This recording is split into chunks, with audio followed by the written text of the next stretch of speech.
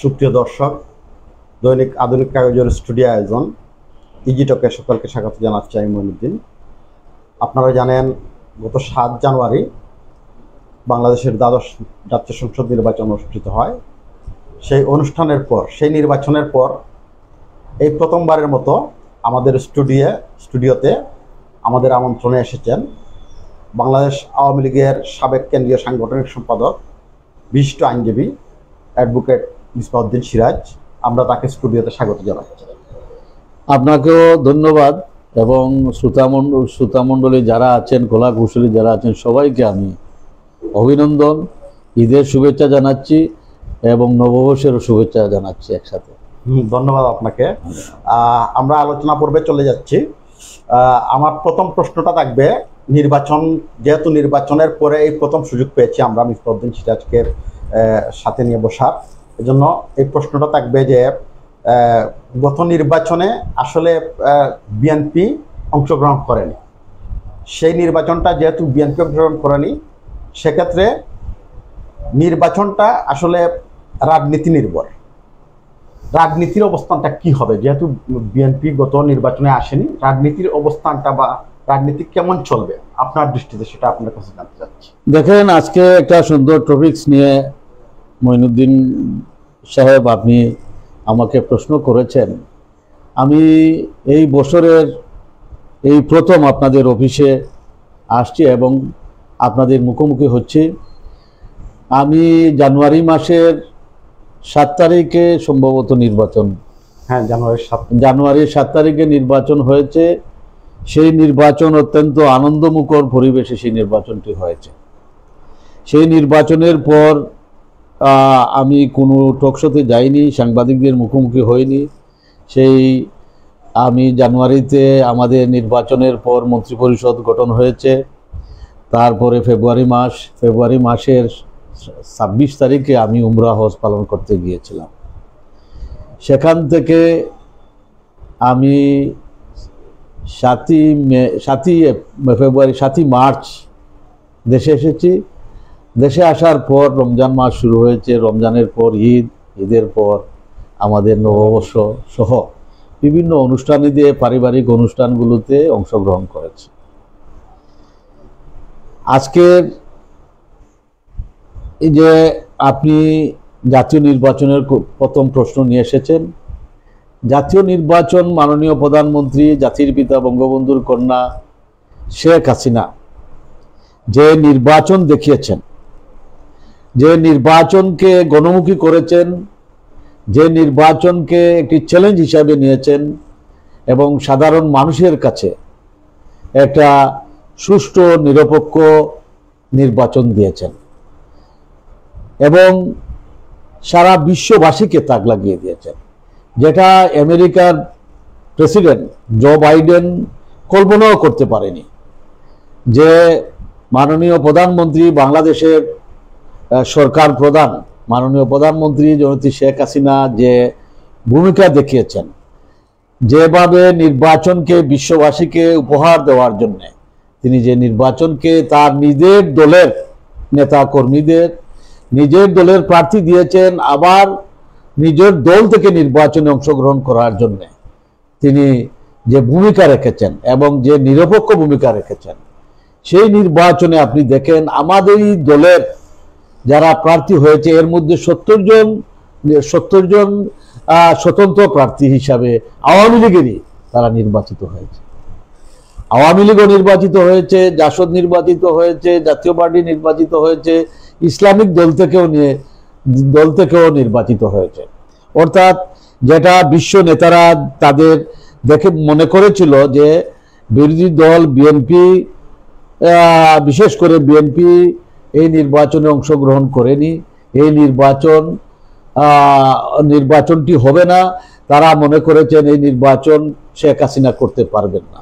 কিন্তু শেখ হাসিনা যেটা দেখিয়েছেন, কল্পনাতীত তিনি যে ভূমিকা রেখে তার দলের প্রার্থী দিয়ে তার দলের অন্যান্য প্রার্থী স্বতন্ত্র সুযোগ করে দিয়েছেন। সেই স্বতন্ত্রের সুযোগের মধ্যে দিয়ে অর্থাৎ নির্বাচনকে, গণতন্ত্রকে টিকিয়ে রাখার লক্ষ্যে, যেহেতু বিরোধী দল আসেনি, সেটাকে গ্রহণযোগ্যতা দেওয়ার জন্যে, গণতন্ত্রকে টিকে রাখার জন্যে, জাতীয় সংসদকে টিকে রাখার জন্যে যে ভূমিকা রেখেছেন, এটা কোনো নেতা, আমার মনে হয় পৃথিবীর কোনো নেতা এই ধরনের সাহসী ভূমিকা রাখতে পারেনি যেটা রেখেছেন আমাদের মাননীয় প্রধানমন্ত্রী জননেত্রী শেখ হাসিনা। সেই ভূমিকার কারণে আজকে বিভিন্ন দেশ, শক্তিশালী দেশগুলো সেই নির্বাচনকে তারা অগ্রহণযোগ্য সেটা বলতে পারছেন না, প্রকাশ্যে বলতে পারছেন না। নির্বাচন তো হয়েছে, মানুষ অংশগ্রহণ করেছে, 40%-এর উপরে মানুষ ভোটে গিয়েছে। সুতরাং এই নির্বাচনটি অত্যন্ত সুন্দর, নিরপেক্ষ, সুষ্ঠু নির্বাচন হয়েছে। আমি বিশেষ করে আমাদের জাতির পিতা বঙ্গবন্ধুর কন্যা যে শেখ হাসিনা যে ভূমিকা রেখেছেন, যে সাহসী ভূমিকা রেখেছেন, নিজের দলের নেতা কর্মীদের চ্যালেঞ্জের মুখে ঠেলে দিয়েছেন এবং নির্বাচনে অংশগ্রহণ করার সুযোগ দিয়েছেন। পৃথিবীর কোনো জায়গায় নেই কোনো রাজনৈতিক দল তার দলের প্রার্থী দেওয়ার পরেও দলের নেতাদেরকে নির্বাচনে অংশগ্রহণ করার জন্য তিনি যে ত্যাগ স্বীকার করেছেন, তার দল খণ্ডবিখণ্ড হয়ে যেত। আজকে এই নির্বাচনের পর তার দল খণ্ডবিখণ্ড, ওই নির্বাচনকে সামনে রেখে খণ্ডবিখণ্ড হয়ে যেতে পারত, কিন্তু তার লিডারশিপের কারণে, তার সততার কারণে, তার সাহসিকতার কারণে, তার যোগ্যতার কারণে সেটা সম্ভব হয়নি। তার নেতা কর্মীরা স্বতন্ত্র পাশ করেও সংসদে তার ভূমিকা আজকে রাখতে পারছে, সরকারি দলও রাখতে পারছে, স্বতন্ত্র প্রার্থীরাও রাখছেন, বিরোধী দলও রাখছেন। এই জন্য আমি মনে করি বিশ্ব নেতাদের মধ্যে অন্যতম অবদান সৃষ্টি করে রেখেছেন। বিরোধী দল যদি কোনো নির্বাচনে না আসে তাহলে কিভাবে নির্বাচন হয়? নির্বাচন তো হয়ে গেছে এবং সুন্দরভাবে হয়েছে, ভোটাভুটির মাধ্যমে হয়েছে, নিরপেক্ষ হয়েছে। নিরপেক্ষ না হইলে আওয়ামী লীগ তো সংখ্যাগরিষ্ঠ 300 আসনই পাশ করতো। এরা দেখা যায় আওয়ামী লীগেরই 70 জন এমপি, 300 জনের মধ্যে 70 জন এমপি পাশ করেছে, নিরপেক্ষ হওয়ার কারণে, প্রতিযোগিতা হওয়ার কারণে। সুতরাং আমি মনে করি এটা আমাদের বিশ্বের নির্বাচন গণতন্ত্রকে টিকে রাখার জন্য, একটা দেশের সংবিধানকে টিকে রাখার জন্য এবং মানুষের অধিকার প্রতিষ্ঠার জন্য আমাদের প্রধানমন্ত্রী যে ভূমিকা রেখেছেন তাকে আমি ধন্যবাদ, আপনার মাধ্যমে ধন্যবাদ জানাই, কৃতজ্ঞতা জানাই যে তিনি সাহসিকতাও তার এই কারণেই তার যে এই ভূমিকা রেখেছেন, দেশের প্রতি, দেশের মানুষের প্রতি আস্থা বিশ্বাস আছে বলেই, অনুভূতি আছে বলেই তিনি এটা করতে সম্ভব হয়েছে। কিন্তু বিএনপি যেটা বলছে যে তাদের অসংখ্য নেতা কর্মীকে মামলা দেওয়া হয়েছে, জেলে ঢুকানো হয়েছে নির্বাচনের আগ মুহূর্তে, এগুলা কি তারা বলছে যে গণতন্ত্রের কোনো লক্ষণ না? আপনার কাছ থেকে এটা না, এটা দেখেন, এটা গণতন্ত্র, বিএনপি একটা সন্ত্রাসী দল। এরা রাজনৈতিক দল হলে রাজনৈতিক দলের ভূমিকা রাখা, একটা দেশের জন্য, একটা জাতির জন্য একটা ভূমিকা রাখা অত্যন্ত, আমি মনে করি একটা স্মরণীয় হয়ে থাকার কথা।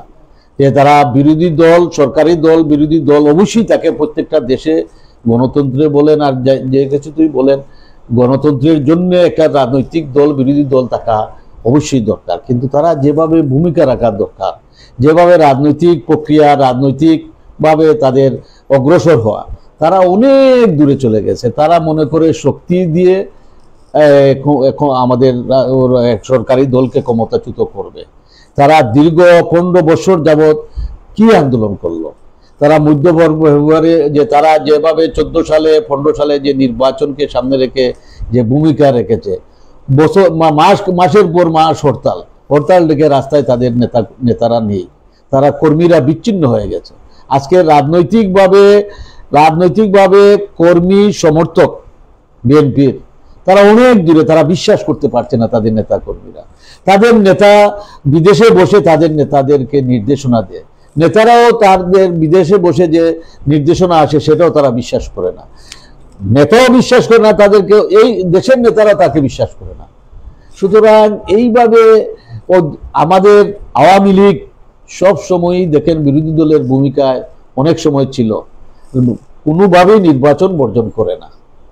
নির্বাচনে আসা মানে দেশের মানুষের সুযোগ করে দেওয়া, দেশের মানুষ তার শ্বাস ফেলতে পারে, সরকারি দলকে ভালো না পেলে তারা বিরোধী দলে ভোট দিতে পারে, সেখান থেকে কয়েক বছর ধরে তারা বঞ্চিত হচ্ছে। এটার নাম রাজনীতি নয়, এটার নাম গণতন্ত্র নয়।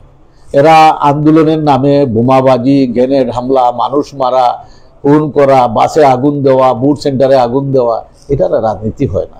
তারা রাজনীতি থেকে অনেক পিছনে চলে গেছে। সুতরাং আমরা চাই এটা রাজনৈতিক দল তার একটা ভূমিকা রাখবে দেশের জন্য। রাজনৈতিক দল শুধু ক্ষমতায় যাওয়ার জন্য নয়, ক্ষমতার তো একটা প্রতিযোগিতা থাকে, কিন্তু ক্ষমতার বাইরে থেকেও মানুষের মঙ্গল করা যায়। মানুষের ন্যায্য দাবি দেওয়াগুলো, সরকারি দলের ভুল ত্রুটিগুলো তুলে ধরো রাজনৈতিক দলের একটা ভূমিকা। তারা তো নিজেরাই আসছেন না। তারা তো সরকারে, আমাদের রাষ্ট্রপতি তাদেরকে আহ্বান করেছেন, প্রধানমন্ত্রী আহ্বান করেছেন, নির্বাচন কমিশন আহ্বান করেছেন। তারা যাবে, কথা বলবে, তাদের দাবি দাওয়া দেবে, ইলেকশনে আসবে। তারা একদম আমরা ইলেকশনে যাব না এই কথা বলে তো হয় না। রাজনীতিক দাবি দেওয়া থাকে, এর মধ্যে নেগোসিয়েশন থাকে, এর মধ্যে কথাবার্তা বলে সামনের দিকে একটা পথ বাহির করে একটা নির্বাচনে এগোতে হয়। আপনি বলেন আজকে 70 জন এমপি জাতীয় নির্বাচনে আওয়ামী লীগের নৌকার বিরুদ্ধে দাঁড়িয়ে, নৌকার বিরুদ্ধে দাঁড়িয়ে 70 জন এমপি হয়েছে 300 জনের মধ্যে। তারা আসলে কি হইতো? তারা আসলে তো অবশ্যই তাদের দলের মধ্যে অনেক নেতা পপুলার রয়েছেন, তাদের এলাকায় পপুলার রয়েছেন, তাদেরকে বঞ্চিত রাখলেন, তাদের কর্মীদের বঞ্চিত করলেন, তাদের সমর্থকদের বঞ্চিত করলেন। যারা সরকারি দলের উপর বিক্ষুব্ধ রয়েছে তারাও বঞ্চিত হলো। এর জবাবটা কে দেবে? এর জবাবটা খালেদা জিয়া দিবেন? এর জবাবটা তারেক জিয়া দিবেন? ওইখানে বসে শুধু রাজতন্ত্রের মতো কথা বললে তো হবে না। রাজতন্ত্রের মতো ওইখানে নির্দেশ দিলেন দেশের মানুষ আন্দোলন করবে, সংগ্রাম করবে, তার দলের নেতা কর্মীরা আন্দোলন করবে, সংগ্রাম করবে, জেলে যাবে, আর নেতা দেশের বাইরে থাকবে। আপনি শুনেছেন কোনো জায়গায় কোনোদিন এটা হয়েছে? কোনো জায়গায় কোনো দেশেই হয় না। তাকে আসতে হবে দেশে, এসে নেতা কর্মীদের পাশে থাকতে হবে, সমর্থকদের পাশে থাকতে হবে, তাদের বিশ্বাস, তাদের আস্থা তাকে অর্জন করতে হবে। এখন আপনি থাকবেন আরামে ওই ওয়েস্টার্ন কান্ট্রিতে থাকবেন, আর ওখানে বসে এই ভিডিও কনফারেন্সের মাধ্যমে বক্তব্য দেবেন, আর নেতাকর্মী চলবে। এটা এই ধরনের রাজনীতি হয় না। আমরা চাই তারা গিয়ে আসেন, দেশে আসেন, আসা মোকাবিলা করেন। তার বিরুদ্ধে দুর্নীতি মামলা রয়েছে, সাজাপ্রাপ্ত রয়েছে, এগুলা কাটিয়ে ওঠেন। আমাদের জাতির পিতা বঙ্গবন্ধুর বিরুদ্ধে বহু মামলা হয়েছে। থাকতে পারবে না, না, কেন থাকতে পারবে না? যেহেতু তার বিরুদ্ধে অনেকগুলো মামলা থাকতে পারে। বঙ্গবন্ধু রাষ্ট্রদ্রোহী মামলা হয়েছে, অনেক মামলা, তাকে ফাঁসির মঞ্চে নেওয়া হয়েছে, 17 বছর জেল কাটা হয়েছে।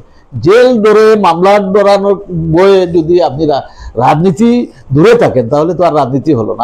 আপনাকে মোকাবেলা করতে হবে, দেশের আইনের প্রতি শ্রদ্ধাশীল থাকতে হবে। আর শ্রদ্ধা জানিয়ে আপনি আসেন, আপনার মামলা মোকদ্দমা জেল হয়েছে, আপনি জেলে যাবেন, আপনার আইনি প্রক্রিয়া চলবে, আন্দোলন চলবে, তারপরে আপনি বেরিয়ে আসবেন। কেউ চিরদিন জেলে থাকে না। সুতরাং দেশের জন্য, দেশের মঙ্গলের জন্য, দেশের মানুষের জন্য যদি ভূমিকা রাখতে হয়, আমরা রাজনীতি করি দেশের মানুষের মঙ্গলের জন্য। বঙ্গবন্ধু মানব জাতির মঙ্গলের জন্য কাজ করেছেন, বঙ্গবন্ধু বাঙালি জাতির জন্য করেছেন, তিনি দেশ উপহার দিয়েছেন, তার কন্যায় এই দেশকে একটি সঠিক পথে নিয়ে যাচ্ছেন, গণতন্ত্রকে সুপ্রতিষ্ঠিত করেছেন এবং গণতন্ত্রকে সুপ্রতিষ্ঠিত করেছেন, ভোটের অধিকার, বাতের অধিকার, দেশকে উন্নত দেশের দিকে এগিয়ে নিয়ে যাচ্ছে। এই যে একটা নির্বাচন করেছেন, এই যে একটা কঠিন সময়, মনে করেন আমরা বিরোধী দলে আমরা আসলাম না, বিএনপি কোনোভাবে এই নির্বাচন করতে পারত, এই গিলু নাই। শেখ হাসিনা এটা বুঝতে পেরেছেন যে এই নির্বাচনকে একটা চ্যালেঞ্জের মুখে পড়ে যাবে। সুতরাং এই নির্বাচনের মধ্য দিয়ে কাটিয়ে আমাদের করতে হবে। তিনি তার দলের নেতাকর্মীদের দাঁড়ান, মানুষ তার সুযোগ থেকে যাতে বঞ্চিত না হয়। আমার সরকারি দলের এমপিরা কে পপুলার, কে আনপপুলার, কে মানুষের সাথে আছে, কে মানুষের সাথে নাই, সেটা প্রমাণিত হয়েছে। আমাদের অনেক এমপি ফেল করেছেন, অনেক মন্ত্রী ফেল করেছেন।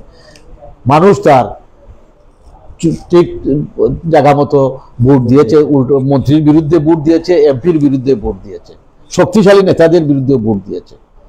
সুতরাং মানুষকে বঞ্চিত করে রাজনীতি হয় না, মানুষকে জিম্মি করে রাজনীতি হয় না। যেহেতু নির্বাচন প্রসঙ্গে আছি, সামনে উপজেলা নির্বাচন আসছে, দলের প্রস্তুতি কেমন? বা এটা তো এই তো দেখেন, এই উপজেলা নির্বাচনে আমরা গত নির্বাচনে আমাদের প্রতীক ছিল, এবার আমাদের এই জাতীয় নির্বাচনের পর এটা এটা হয়েছে যে আমাদের প্রত্যেকটা উপজেলায় 4-5 আওয়ামী লীগের শক্তিশালী ক্যান্ডিডেট থাকে।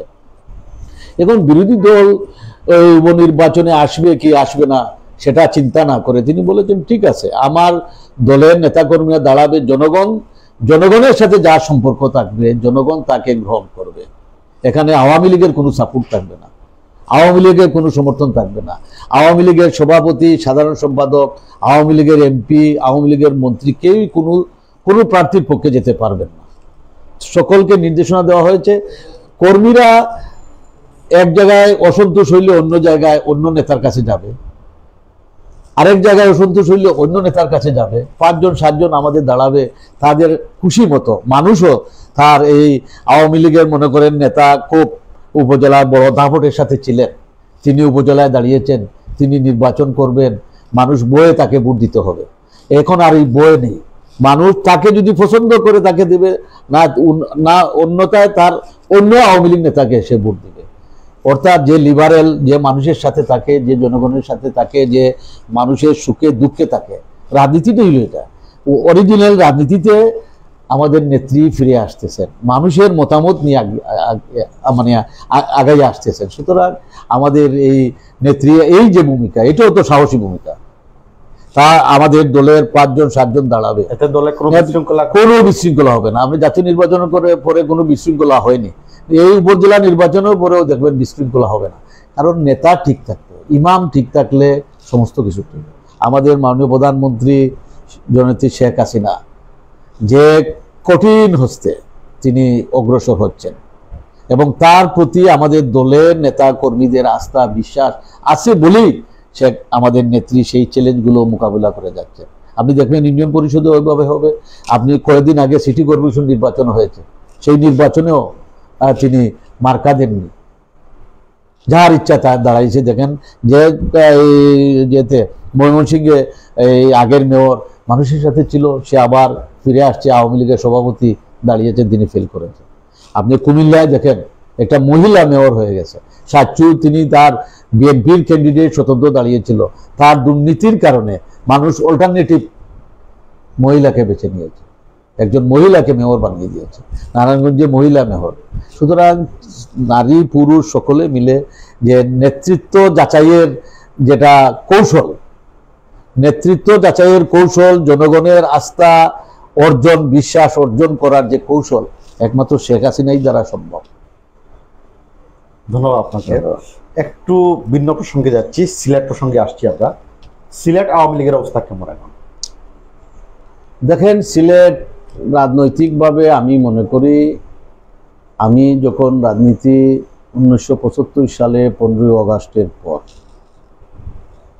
জাতির জনক বঙ্গবন্ধু হত্যার পর, জাতীয় 4 নেতা হত্যার পর, এই সিলেটে সর্বপ্রথম মিছিল আমি করেছিলাম, সেই মিছিলে আমি ছিলাম। এবং এই 75 সালের 15ই আগস্টের পর আমরা শপথ নিয়েছিলাম যে জাতির পিতা বঙ্গবন্ধুর অত্যন্ত ঘনিষ্ঠ সহচর খন্দকার মোস্তাক বঙ্গবন্ধু হত্যার পর সে রাষ্ট্রপতি হয়েছিল। আমরা সেদিন শপথ নিয়েছিলাম এই খন্দকার মোস্তাক সিলেটের মাটিতে কোনোদিন তাকে আসতে দেওয়া হবে না। আমরা বেশ কয়েক বছর পর তাকে আমরা পেয়েছিলাম, মাদ্রাসা মাঠে তিনি জনসভা করতে এসেছিলেন। সেখানে তাকে তার মঞ্চ জ্বালিয়ে দিয়ে, তাকে গণপিটুনি দিয়ে, বিডিআর পুলিশ তাকে স্কট দিয়ে ঢাকায় পাঠিয়েছিল। খন্দকার মোস্তাক আর কোনোদিন কোনো জনসভায় যায়নি, দুকে দুকে সে মৃত্যুবরণ করেছে, তার জানাজায়ও মানুষ যায়নি। সিলেট একটা ঐতিহাসিক জায়গা, সিলেটকে বঙ্গবন্ধু অত্যন্ত ভালোবাসতেন। তিনি এই সিলেটকে 47 সালে রেফারেন্ডামের মাধ্যমে সিলেটকে পূর্ব পাকিস্তানের সাথে একত্রিত করেছিলেন এবং হযরত শাহজালাল রহমতুল্লাহ আলাইহির প্রতি তার অগাধ বিশ্বাস, অগাধ আস্থা। তিনি সব সময়ই আন্দোলন সংগ্রামে বঙ্গবন্ধু সিলেটে আসতেন, নির্বাচনের সময় সিলেট থেকে শুরু করতেন, আন্দোলনও সিলেট থেকে শুরু করতেন। সিলেটের প্রতি এবং সিলেটের আওয়ামী লীগ, সিলেটের ছাত্রলীগ, সিলেটের বঙ্গবন্ধুর কর্মীরা অত্যন্ত দৃঢ়তার সাথে, যখন বঙ্গবন্ধুর নাম নেওয়া যেত না, যখন জয় বাংলা স্লোগান দেওয়া যেত না, তখন আমরা শহীদ মিনারে যেতে পারতাম না, 21শে ফেব্রুয়ারি আমরা পালন করতে পারতাম না, 26শে মার্চ, 16ই ডিসেম্বর, 17ই মার্চ, বিভিন্ন দিবস আমরা পালন করতে পারতাম না। তারপরেও আমরা সিলেট থেকে আপনার এরশাদ বিরোধী আন্দোলন, জিয়া বিরোধী আন্দোলন সিলেট থেকেই শুরু হয়েছে, এরশাদ বিরোধী আন্দোলন সিলেট থেকেই শুরু হয়েছে, খালেদা নিজামী বিরোধী আন্দোলন সিলেট থেকে শুরু হয়েছে। অর্থাৎ সিলেটের আওয়ামী লীগ, ছাত্রলীগ, যুবলীগ অত্যন্ত শক্তিশালী ভূমিকা পালন করেছে। এখন আওয়ামী লীগ সিলেটের আমি মনে করি আমাদের ভালো অবস্থান, ধারাবাহিকতা তারা রক্ষা করে যাচ্ছেন। কারণ সরকারি দল আর বিরোধী দলের ভূমিকা, সরকারি দলের ভূমিকা, সরকারি দলের থেকে যে ভূমিকা আর বিরোধী দলের থেকে ভূমিকা, এটার মধ্যে একটা তফাৎ রয়েছে। আওয়ামী লীগ বিরোধী দলে অত্যন্ত শক্তিশালী ভূমিকা রাখতে পারে রাজনৈতিকভাবে, আর সরকারি দলে এখন সরকারি দলের সাংগঠনিক দায় দায়িত্ব যারা দায়িত্বশীল আছে তারা পালন করে যাচ্ছেন, যারা আছে তারা সবই ছাত্রলীগ করে এই পার্টির প্রেসিডেন্ট সেক্রেটারির মুখপাত্র হয়েছেন, তারা পালন করে যাচ্ছেন। কারণ বিরোধী দল মাঠে থাকলে সরকারি দলেরও রাজনৈতিক তৎপরতাটা আরও ভূমিকা রাখতে পারে, আরও শক্তিশালী হতে পারে, আরও রাজনৈতিকভাবে তৎপর হতে পারে। সিলেটে নয়, সারা বাংলাদেশেই রাজনৈতিক জিনিসটা, নেতা কর্মীদের রাজনৈতিক জিনিসটা যেমন একটু পুরাতন হয়ে যাচ্ছে, এটা মানে একটা জিয়ের মধ্যে যাচ্ছে। সুতরাং আমি মনে করি বিরোধী দলকে আমি আহ্বান জানাই, আসুন যেভাবেই যে প্ল্যাটফর্মে হোক বিরোধী দলের ভূমিকা দেশের জন্য, মানুষের জন্য আপনারা রাজনীতি করতে হলে আসুন, প্ল্যাটফর্ম তৈরি করুন। একটা সরকারি দল আর বিরোধী দল থাকলে রাজনৈতিক কর্মী, নেতা কর্মীদের মূল্যায়ন বেশি হয়। এখন আমরা আমাদের নেত্রী সুকৌশলে এই ভূমিকাটা, কর্মীদের মূল্যায়নের ভূমিকাটা সুযোগ করে দিয়েছেন। জাতীয় নির্বাচনও সুযোগ করে দিয়েছেন, উপজেলা নির্বাচনও সুযোগ করে দিয়েছেন। যে আমার দলের কর্মীরা যিনি নেতৃত্ব দেবেন, উপজেলার নেতৃত্ব দেবেন, তার নেতা যাচাই বাছাই করবে, উপর থেকে আর নয়, নিচ থেকে। পার্লামেন্টও নিচ থেকে হয়েছে, উপজেলা হচ্ছে, সিটি কর্পোরেশন হচ্ছে। আপনি গণতন্ত্রের চর্চা, এটা গণতন্ত্রের চর্চা। নেত্রী আমাদের মাননীয় প্রধানমন্ত্রী শেখ হাসিনা সেই সুযোগ করে দিয়েছেন। নেত্রীরা দেখেন, অনেক মন্ত্রী আমাদের মার্কা থাকলে, অনেক এমপির পক্ষে তাকে না থাকলেও তাকে থাকতেই হবে, দলের সিদ্ধান্ত তাকে মানতেই হবে। এখন দলের সিদ্ধান্ত নিয়ে কর্মীরা তার আসল নেতা চয়েস করবে, এই সুযোগটাই মাননীয় প্রধানমন্ত্রী শেখ হাসিনা করে দিয়েছেন। আমি যেটা প্রশ্ন করছিলাম যে সিলেট আওয়ামী লীগ এখন কেমন চলছে? সিলেট দেশ যেভাবে চলছে সিলেট আওয়ামী লীগ সেইভাবে চলছে, এই কথাই বললাম। এখন মনে করেন সদর উপজেলায় কে দাঁড়াবে? 5 জন দাঁড়াবে। এখানে সদর উপজেলায় আওয়ামী লীগের নেতাটা কর্মীদের সাথে কার সম্পর্ক আছে? কর্মীরা তাকে নির্বাচিত করবে।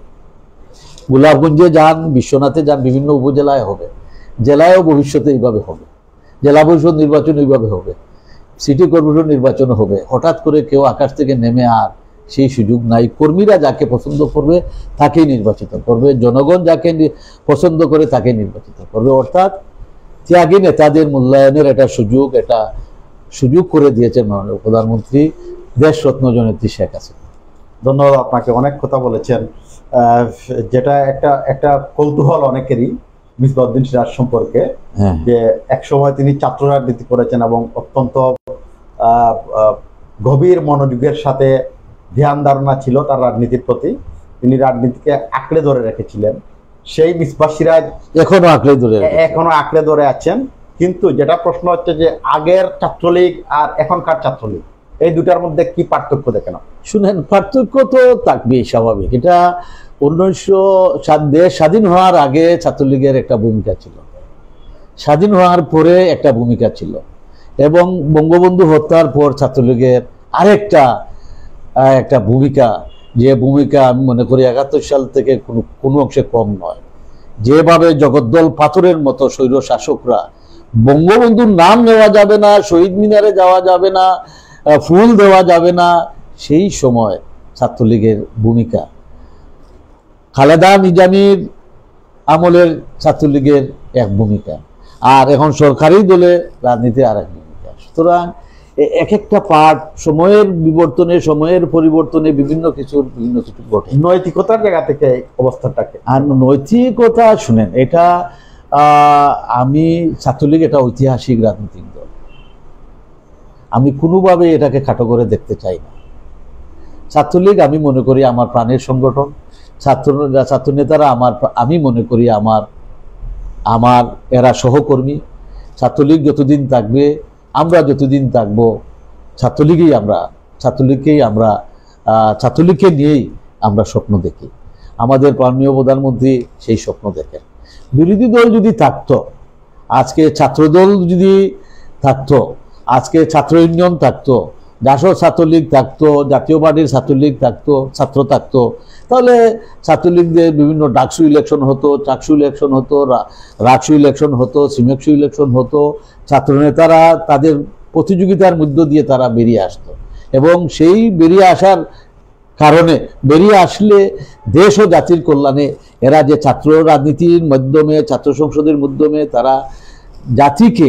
তারা কর্মকর্তা থেকে জাতিকে একটা ভূমিকা রাখতে পারত, সেই সুযোগটুকু নেই আজকে। সুতরাং আমরা ছাত্রকে দোষারোপ করব না, সেখানে আমাদেরও নৈতিকতার প্রশ্ন আছে।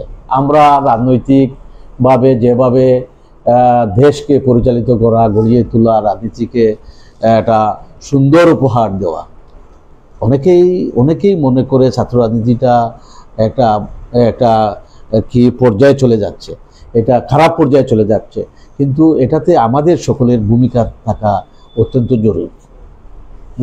সুতরাং আমি ছাত্রলীগ তার সঠিক পথে আমাদের মাননীয় প্রধানমন্ত্রী শেখ হাসিনার নির্দেশে তারা কাজ করিয়ে যাচ্ছে, তাদের ভূমিকা রেখে যাচ্ছে।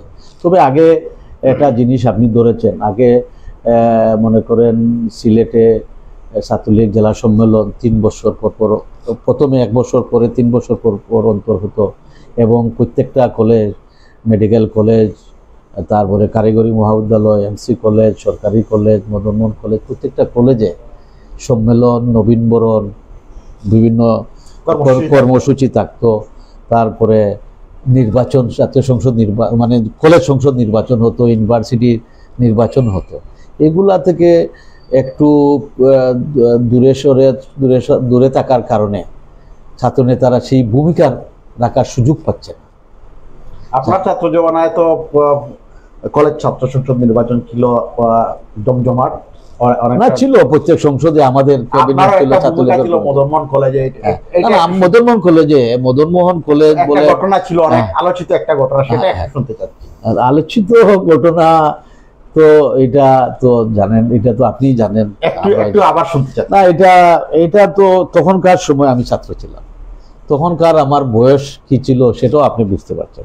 আমি ছাত্রলীগের তখনকার সেক্রেটারি ছিলাম, আমি ছাত্রলীগের সভাপতি ছিলাম, সেক্রেটারি ছিলাম বৃহত্তর সিলেটের, এবং সেন্ট্রাল রাজনীতিতেও আমি ছিলাম। এই সময় কলেজ সংসদ নির্বাচন এরশাদ আমলে হয়েছে। এই নির্বাচনে আমার কাছে মনে হলো যে স্বাধীনতা বিরোধী চক্র যেভাবেই হোক, আমাদের মধ্যে 2টা গ্রুপ, ছাত্রলীগের 2টা প্যানেল হয়ে গেছে, একটা জাতীয় ছাত্রলীগ, একটা বাংলাদেশ ছাত্রলীগ। এই রাজ্জাক ভাইয়ের নেতৃত্বে জাতীয় ছাত্রলীগ, আমাদের মূল সংগঠনের বাংলাদেশ ছাত্রলীগ। তখন হঠাৎ আমি দেখলাম বা খবর পেলাম যে সেখানে ছাত্র সংসদে বিপি অন্য জায়গায় চলে যাচ্ছে, স্বাধীনতা বিরোধী। এটা তো আমি কোনোভাবে মেনে নিতে পারি, জিএস আমাদের সহ আছে, এটা দেখেই আমি সেটাকে কোনোভাবে মেনে নিতে না পেরেই আমি, যেটা আপনি মিন করতেছেন, ওই পথে আমাকে এগোতে হচ্ছে, কারণ কোনোভাবেই আমরা সেটা মেনে নিতে পারি না বলে। আপনি তখন সফল হয়েছিলেন? না, অবশ্যই সফল হয়েছিলাম। এর পরবর্তী ক্যাবিনেট এর পরবর্তীতে আমাদের ক্যাবিনেট চলে আসছে। যাই হোক, এটা ছাত্র রাজনীতির কারণে, আমাদের সংসদের কারণে, বা এই ছাত্র শিবির এটা জঙ্গি সংগঠন, এটা ইতিমধ্যেই বাংলাদেশের সর্বোচ্চ আদালত তাকে নিষিদ্ধ করেছে তাদের ভূমিকার কারণের জন্য। এটা গণবিরোধী দল, যারা মানুষ খুন করে, যারা নারী নির্যাতন করে, যারা গণহত্যা চালায়, যারা অগ্নিসংযোগ করে, এদেরকে কোনোভাবেই এবার প্রশ্রয় দেওয়া ঠিক হবে না। ধর্মের দোহাই দিয়ে সহজ সরল প্রাণ আমাদের ছাত্রছাত্রীদেরকে বিভ্রান্তি করে তারা এইভাবে চলে যাবে, সেটা আমরা মেনে নিতে পারি নাই বলে সেটা আমাকে করতে বাধ্য হয়েছে। আপনি তো আমি খন্দকার মোস্তাককে গণপিটুনি দেওয়ার কারণে 17 মাস রাষ্ট্রদ্রোহী মামলায় আমি কারাগারে ছিলাম। সুতরাং এই দলের সাথে, ছাত্রলীগের সাথে, ছাত্র সমাজের সাথে আমি এখনো আমি রাজনৈতিকভাবে মনে করেন আমি কোনো পদবিতে নেই, সেটা আমি করি না, কল্পনাই আসে না। আমি মনে করি আমার ছাত্রলীগ, আমার আওয়ামী লীগের সর্বোচ্চ ফোরাম বাংলাদেশ আওয়ামী লীগের সাংগঠনিক সম্পাদক পর্যন্ত আমি হয়েছি। ছাত্রলীগের আমি সভাপতি, সাধারণ সম্পাদক, কেন্দ্রীয় নেতা হয়েছি। সুতরাং দল আমাকে, ছাত্রলীগ আমাকে যা দিয়েছে, আওয়ামী লীগ আমাকে যা দিয়েছে, মাননীয় প্রধানমন্ত্রী শেখ হাসিনা আমাকে যা দিয়েছেন, আমার মতো এই বাংলাদেশে আর কেউ এত কিছু পায়নি। সুতরাং আমার দায়িত্ব, আমার এই সময়ের দায়িত্ব হলো আমার দলকে, আমার ছাত্রলীগকে সুন্দরভাবে এগিয়ে নিয়ে যাওয়া, সুন্দর পথে এগিয়ে নিয়ে যাওয়া, অতীত ইতিহাস তুলে ধরা, সংগঠনকে শক্তিশালী করা। আমি এখনো সংগঠনের থেকে বিচ্ছিন্ন হইনি। অনেক মন্ত্রী বিচ্ছিন্ন হয়েছে, অনেক মন্ত্রী তার পুত্রের কাছে, তার ছেলে তাকে বাসায় জায়গা দেয়নি, বাসায় ঢুকতে দেয়নি। অনেক এমপিরা গড়চাড়া হয়েছে, অনেক মন্ত্রীরা গড়চাড়া হয়েছেন, তারা রাজনৈতিকভাবে বিচ্ছিন্ন ছিলেন, রাজনৈতিক মন্ত্রী হয়েছেন, এমপি হয়েছেন, রাজনীতিকে পাত্তা দেননি, দুর্বৃত্ত বলে আখ্যায়িত করেছেন। সেই সব মন্ত্রীরা আজকে নিশ্চিহ্ন। কিন্তু আমি এমপি হতে পারিনি, আমি মন্ত্রী হতে পারিনি, আমি দলের কর্মী হিসাবে এখনো আমাকে কেউ বিচ্ছিন্ন করতে পারেনি। আমাকে মৃত্যুর আগ পর্যন্ত এই দল, এই রাজনীতি, আমার ছাত্রলীগ কোনো জায়গা থেকে আমাকে বিচ্ছিন্ন করতে পারবে না। এমনি প্রতিযোগিতার কারণে আমাকে তিরস্কার করতে পারে, আমার বিরুদ্ধে ভুল বিভ্রান্তি করতে পারে, কিন্তু আমি আমার নৈতিকতার দিক থেকে আমি কোনোভাবেই মৃত্যুর আগ পর্যন্ত আমি আমার কার্যক্রম ওই ছাত্র জীবন থেকে যেটা শুরু করেছিলাম সে এখনো চালিয়ে যাব। আমি কোনোদিনে, আপনি যতদিন এই সাংবাদিক জগতে এসেছেন আপনি দেখেন আমার কোনো বিশ্রাম নেই। আমি আমার জায়গায় আমি অটল আছি, অটল থাকবো। আমি যেখানে অন্যায় দেখব সেখানেই প্রতিবাদ করব। ঈদের দিন, জামাতে ঈদের দিন, খুশির দিন, সেখানে অন্যায় আমার কাছে অন্যায় মনে হয়েছে, সেখানেও আমি প্রতিবাদ করতে দ্বিধাবোধ করিনি। সুতরাং রাজনীতিকে আমি মনে করি আমাদের নতুন প্রজন্ম, আমাদের ছাত্র, আমাদের যুব সমাজ, ছাত্র সমাজ, এদেরকে এই পথে, সুন্দর পথে এগিয়ে নিয়ে আসা। রাজনীতি না থাকলে রাজনীতির দল থাকবে না, দল না থাকলে এই দেশ পাকিস্তানের মতো, আফগানিস্তানের মতো, বিভিন্ন শ্রীলঙ্কার মতো বিভিন্ন জায়গায় মানে একটা সামরিক স্বৈরশাসক আসবে যাবে। বাংলাদেশ একটা নৈতিকতার দিক থেকে, গণতান্ত্রিক দিক থেকে একটা পর্যায়ে স্ট্যান্ড নিয়েছে। এটা সম্ভব হয়েছে জাতির পিতা বঙ্গবন্ধু হওয়ার কারণে, সেই ব্লাড থাকার কারণেই এই রাজনীতিকে ধরে রেখেছেন, গণতন্ত্রকে ধরে রেখেছেন। যদি এই জাতীয় নির্বাচনে তিনি সেই ভূমিকা না রাখতেন তাহলে তো একতরফা নির্বাচন, আওয়ামী লীগ তো বিনা ভোটেই এমপি হতো। কিন্তু তাকে ত্যাগ স্বীকার করে আরো নেতাদেরকে, মানে দলের নেতাদেরকে সেই সুযোগ করে দিয়েছেন, অর্থাৎ গণতন্ত্রকে টিকিয়ে রাখার জন্য, মানুষের মঙ্গলের জন্য, দেশের মঙ্গলের জন্য, সংবিধান রক্ষার জন্য তিনি সেই ভূমিকা রেখেছেন। এটা আমরা আল্লাহর কাছে দোয়া করি আমাদের নেত্রী আল্লাহ হায়াত দান করুন, যাতে তার নেতৃত্বে তিনি যে স্বপ্ন দেখেছেন 2041 সালে উন্নত বাংলাদেশ, 2021 সালে বাংলাদেশকে আরও বিশ্বের অন্যতম ধনী রাষ্ট্রে পরিণত করবেন, সেই পথে তিনি এগিয়ে যাচ্ছেন। সেই পথের যাত্রী, সেই পথের নেতার সৃষ্টির জন্য আমাদের নেত্রী যে ভূমিকা রেখে যাচ্ছেন সেটাই সেই কৌশল শুরু করে দিয়েছেন। বিরোধী দল আসলো কি না আসলো সে বড় কথা নয়, তার গতিপথ ট্রেন চলতে থাকবে, এই ট্রেনে যে উঠলো আর যে পড়ে যাবে সে পড়ে গেল। একটা প্রশ্ন আমার, আচ্ছা, আপনি অনেকবার আসলে ইচ্ছা পোষণ করেছেন সংসদ সদস্য হওয়ার জন্য, কিন্তু সেটা হয়নি। এক্ষেত্রে আপনার মনে কোনো আক্ষেপ আছে?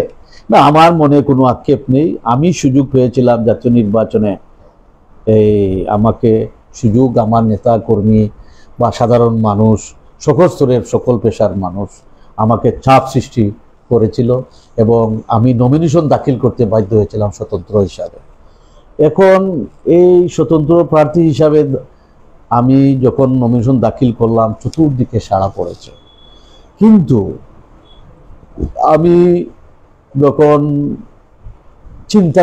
চিন্তা করি আমার দলের চিন্তা করি যে এতদিন আমি রাজনীতি করেছি, এই নৌকার পক্ষে ছোটবেলা থেকেই নৌকার পক্ষে, জাতীয় প্রতীক, স্বাধীনতার প্রতীক, বঙ্গবন্ধুর প্রতীক নৌকা, আর এই নৌকার বিরুদ্ধে আমি দাঁড়াবো। আমার 50টা বছর আমি রাজনীতি করেছি, সেটা কিভাবে হয়? আমার সকল কিছু বিসর্জন দিয়ে শুধু এমপি হওয়ার জন্য আমাকে নৌকার বিরুদ্ধে যেতে হবে। শেখ হাসিনার দস্তখত, বঙ্গবন্ধুর কন্যা শেখ হাসিনা যেভাবে আমাকে মূল্যায়ন করেছে, আর এই শেখ হাসিনা নৌকা প্রতীক দিয়েছেন, নমিনেশন দিয়েছেন, তার দস্তখত দিয়েছেন, সেই সব চিন্তা করলে আমার কাছে একটা অস্বস্তিকর পরিবেশে আমি ছিলাম। এই পরিবেশ থেকে পরিত্রাণের জন্যে আমি নমিনেশন প্রত্যাহার করেছি। আমার কাছে দল বড়, আমার কাছে নেত্রী বড়, আমার কাছে জাতীয় প্রতীক বড়। আমি একা সংসদ সদস্য হব, সেটা তো আমি জাতীয় পার্টিতে গিয়ে হইতে পারতাম এরশাদ আমলে, আমি জিয়াউর রহমানের আমলে হইতে পারতাম। আমাকে অনেকবার অনেক জায়গায় অফার দিয়েছিলেন আমাদের জাতীয় সংসদের স্পিকার হুমায়ুন রশিদ চৌধুরী। আমি যখন 86 সালে আমি যখন জাতিসংঘে, উনি আমাকে পর্যবেক্ষক হিসাবে নিয়েছিলেন, তিনি আমাকে বলেছিলেন যে জাতীয় পার্টিতে যোগদান করলে দক্ষিণ সুরমায় আমাকে এমপি করে নিয়ে আসবেন এবং মন্ত্রী করবেন। হুমায়ুন রশিদ সাহেবের এত দাপট, এত ক্ষমতা ছিল। তখন ওনাকে আমি বলেছিলাম, আমি ছোট থেকে বড় হয়েছি, এই দল থেকে এত পর্যায়ে আমি এসেছি, আমি দল ছাড়তে পারবো না, সুতরাং আমাকে আপনি ক্ষমা করুন। আপনি আমাকে স্নেহ করেন, আমাকে জাতিসংঘে নিয়ে আসছেন, আমাকে অনেকবার কারাগার থেকে মুক্ত করে দিয়েছেন, আমি অনেকবার জেলে ছিলাম, উনি আমাকে কারাগার থেকে মুক্ত অনেকবার করেছিলেন। সুতরাং উনাকে অনুরোধ করেছি। পরবর্তীতে উনাকে আমি ছোট মুখে বড় কথা হয়ে যায়। আমাদের মাননীয় প্রধানমন্ত্রী তার পিতার মতো তাকে শ্রদ্ধা করতেন।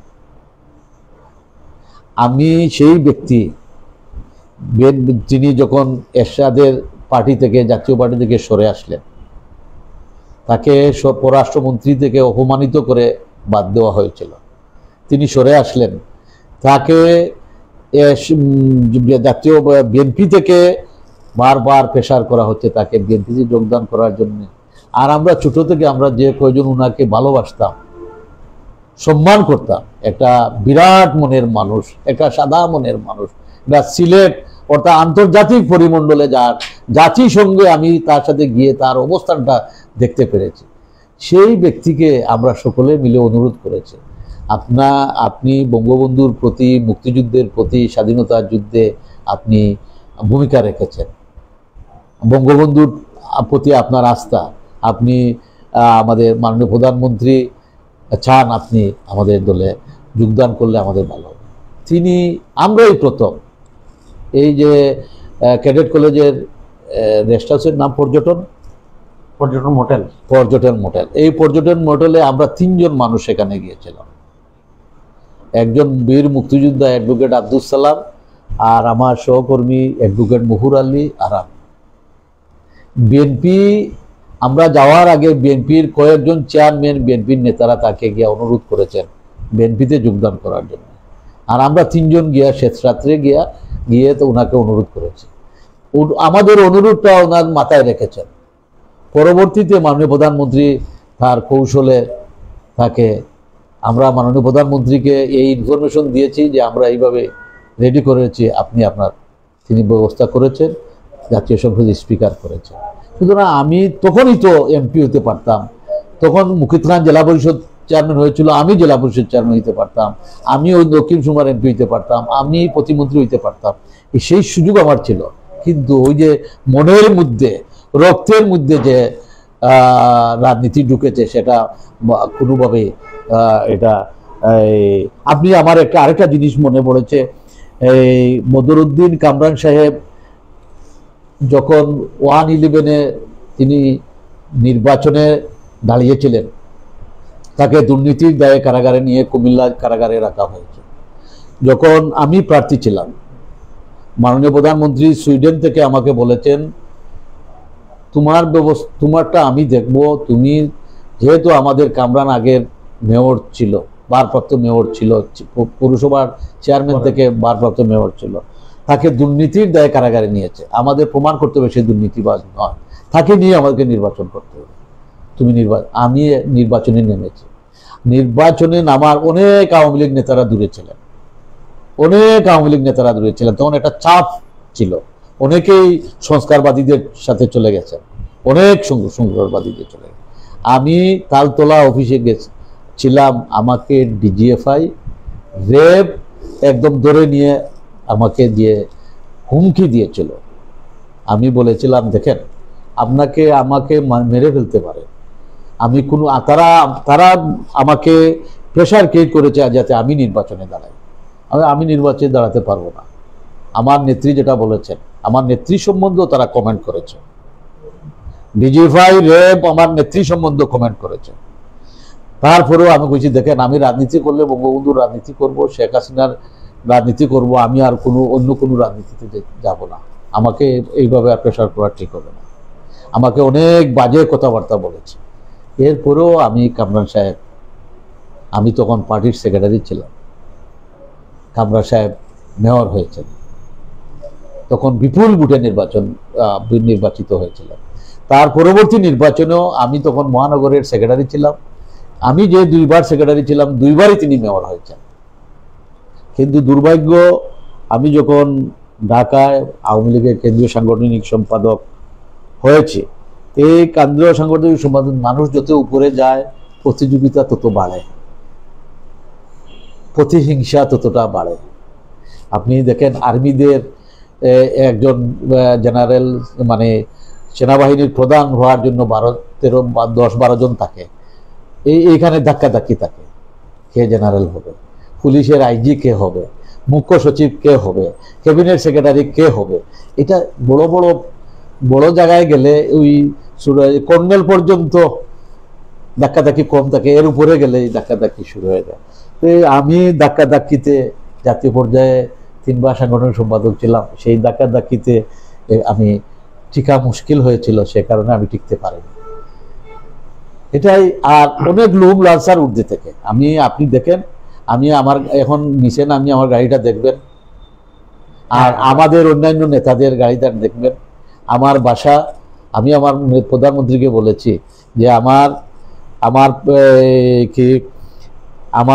মাননীয় প্রধানমন্ত্রী, আপনি আমাকে একটা প্লট দিয়েছেন পূর্বাঞ্চলে, আর আমার শ্বশুর বাড়ি থেকে একটা বাড়ি আমি পেয়েছি, আর আমার পৈতৃক সম্পত্তি ছাড়া আমার নামে আর কোনো দলিল নাই।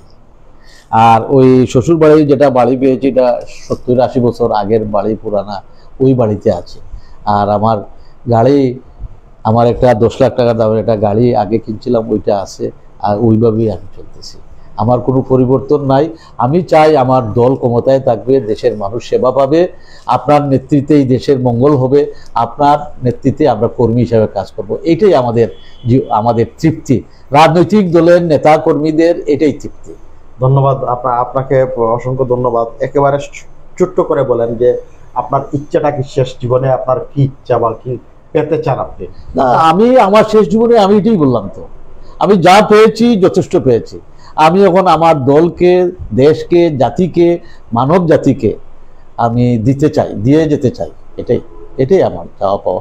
আর মন্ত্রী এমপি হওয়া, সেটা নির্বাচন করা, এটা আমাদের দলের প্রধান। তার কোন জায়গায় কাকে দিয়ে এমপি করবেন, কোন জায়গায় কাকে মন্ত্রী করবেন, এটা তার উপর উনি নির্ধারণ করবেন। সুতরাং ওনাকে নেত্রী, আমাদের নেত্রী, উনি যদি মনে করেন আমাকে সেই সুযোগ দিতে পারেন মন্ত্রী পরিষদে সিলেটের জন্যে, তো স্বাভাবিক না, রাজনীতি করি। আমার জন্মস্থান আমাদের ধর্মেই আছে, প্রথমে নিজের গড় থেকে শুরু করা, নিজের আত্মীয় স্বজন থেকে শুরু করা, নিজের গ্রাম থেকে শুরু করা, নিজের ইউনিয়ন থেকে শুরু করা, নিজের উপজেলা, নিজের জেলা।